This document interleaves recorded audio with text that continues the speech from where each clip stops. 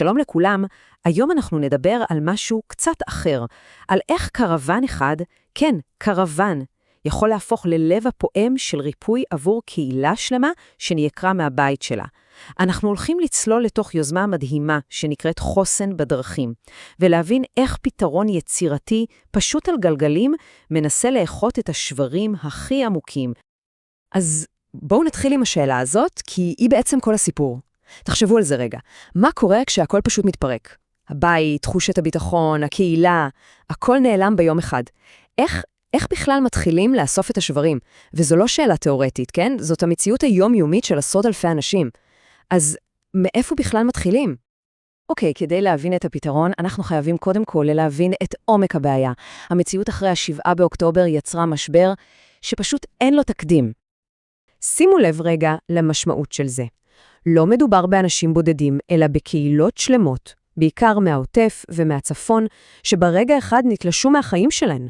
כל המסגרות המוכרות, בית הספר, המתנס, אפילו סתם להיפגש במכולת, כל זה פשוט התפרק, ומה שנשאר זה מצב מתמשך של נתק ושל אובדן שליטה מוחלט. אז מה קורה במצב כזה? הצורך בתמיכה נפשית הוא עצום, אדיר, אבל כל התשתיות המוכרות פשוט קרסו, וככה נוצר פער טיפולי ענק. בואו נראה בדיוק למה. מה שמעניין לראות כאן זה את הסיבות הכי פרקטיות, הכי יומיומיות. זה לא רק המצוקה הרגשית האדירה של כולם, זה הרבה יותר בסיסי. משפחות מפוזרות בבתי מלון, בפנימיות, מקומות שאין בהם טיפת פרטיות, אין לאן ללכת, אין קליניקה שאפשר לקבוע אליה תור, אנשי חינוך ועובדים סוציאליים שהיו בשטח פשוט זעקו שהם חייבים משהו אחר. וזאת נקודת המפנה. מבינים שהמודלים הרגילים של טיפול פשוט לא רלוונטיים. אי אפשר לצפות מאנשים במצב כזה להתחיל לחפש מטפל ולקבוע תור. היה צריך, תרתי משמע, להמציא את הגלגל מחדש. או במקרה הזה, לשים את כל הריפוי על גלגלים.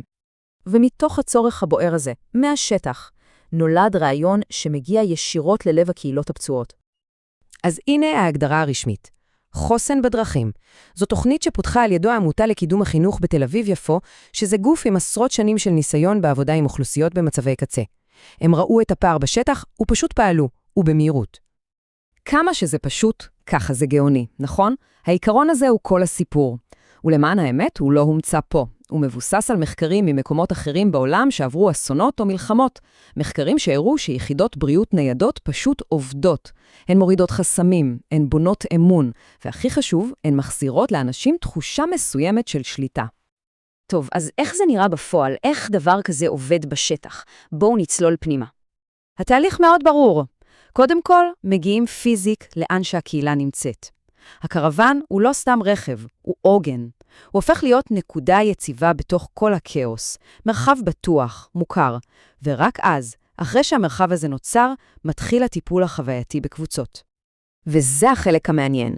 זה לא טיפול קלאסי של לשבת על ספה ולדבר.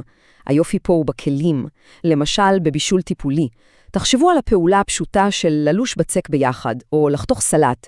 פתאום, דרך הפעולה הזאת, נפתחות שיחות ששום שאלה ישירה של מטפל לא הייתה פותחת. פתאום דרך הידיים, הלב נפתח. הריפוי מתחיל מהעשייה המשותפת. יפה, אז יש מודל ויש כלים, אבל השאלה היא, האם זה עובד? מה זה עושה לאנשים? בואו נסתכל על מה שקורה בפועל, כי שם הסיפור האמיתי נמצא. תקשיבו טוב למשפט הזה. זה משפט שנאמר בקבוצה של קהילת כפר עזה. ילד בן 10, מסתכל על אמא שלו, ופתאום הוא רואה אותה חוזרת לעצמה, צוחקת, עושה דברים. זה הרבה יותר מרגע אחד קטן. זה רגע שמכיל בתוכו את כל תמצית הריפוי. וזה בדיוק זה. חוסן זה לא רק היכולת לשרוד טראומה, אלא היכולת לחזור לחיים, לחזור לצחוק, ליצור, להתחבר.